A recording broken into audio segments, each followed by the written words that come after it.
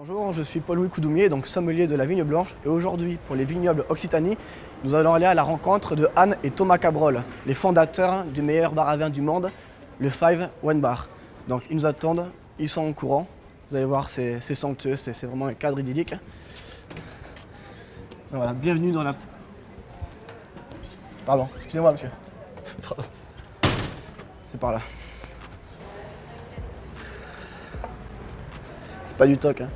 Bon, Thomas a eu la gentillesse de nous recevoir dans sa ville natale, bien sûr, la Ville Heureuse. Donc merci au vignoble d'Occitanie, merci à Anne et Thomas, et puis bien sûr merci à la réalisation avec Louis Pia et Léa Ollier. Suivez-moi. Ça va, ça va. Je vais prendre une caisse. Bon, Thomas. Bonjour. Bonjour, merci de nous recevoir. Eh bien, plaisir de vous accueillir. Voilà, donc Five Wine Bar, donc le meilleur bar à vin du monde. Voilà, Thomas ne nous attendait pas du tout. Voilà, il savait pas, on n'était pas préparé. Voilà.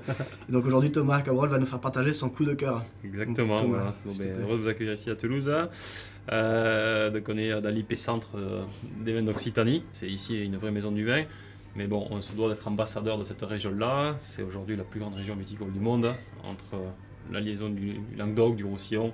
Bien sûr, ouais. Et du vin du sud-ouest. Et donc, coup de cœur aujourd'hui, on part dans le Roussillon, déguster un vin un peu atypique. On est donc chez Stéphane et Marjorie Gallet. Exactement, ouais, domaine Roc des Anges, on est dans la vallée de la Glie, le début de la vallée de la Glie. On est sur une cuvée un peu atypique qui s'appelle les vignes métissées. Ouais, donc on est vers la Tour de France, on est sur des sols schisteux. L'idée en fait de faire la cuvée, c'était d'expliquer un peu aussi le melting pot qu'on a dans ce Languedoc, Roussillon, dans cette Occitanie. Et aujourd'hui, on a des pléthore de cépages. Je trouve que la symbolique de cette cuvée est intéressante puisque c'est une parcelle qui n'est pas d'un seul cépage, d'une seule variété de raisin, c'est une parcelle qui est polycépage. Donc on a plusieurs cépages dedans, on a des cépages blancs, Oui. on a des cépages gris et on a des cépages rouges. Voilà, donc tout est vendangé en même temps et on obtient, sans technique, une couleur vinifiée en blanc, un petit peu rosé avec une pigmentation. C'est vraiment un assemblage très riche.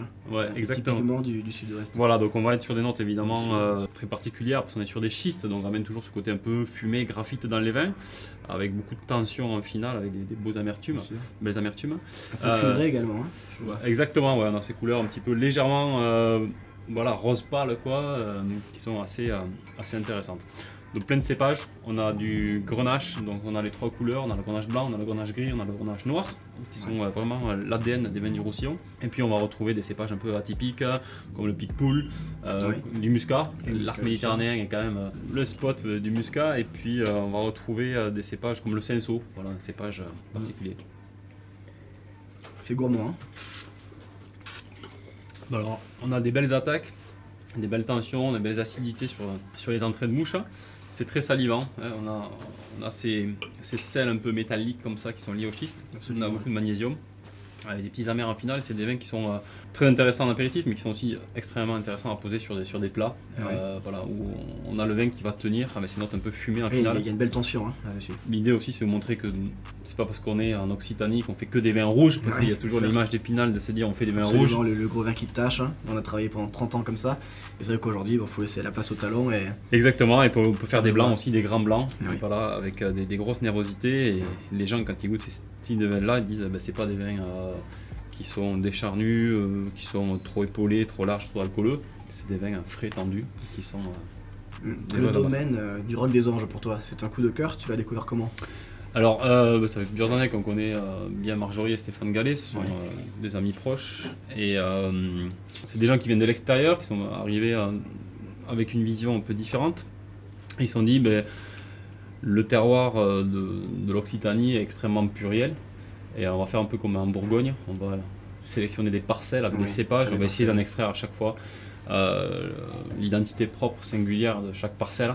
Et c'est vraiment ce qu'ils font aujourd'hui, c'est un peu comme des bourguignons, c'est-à-dire ils isolent chaque parcelle et ils font la quintessence de chaque petit îlot qu'ils ont, quoi. Et donc ils ont un peu adapté un travail autre région pour le mettre sur un sol plus calcaire, peut-être. Alors c'est assez schisteux, hein, leur région, ou des calcoschistes, mais disons c'est pas un seul tenant, un seul terroir, quoi. Et en fait chaque parcelle chaque inclinaison de pente, tout ça fait qu'on a des identités propres.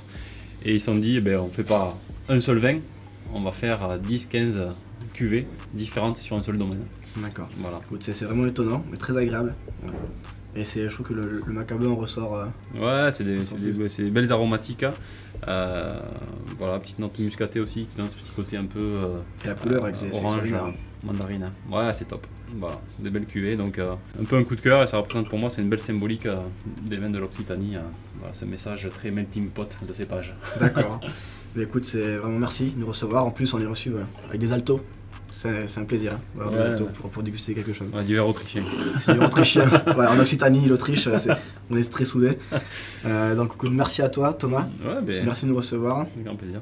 Et voilà, j'espère qu'on reviendra et qu'on se reverra pour goûter l'une de vos 4000 références.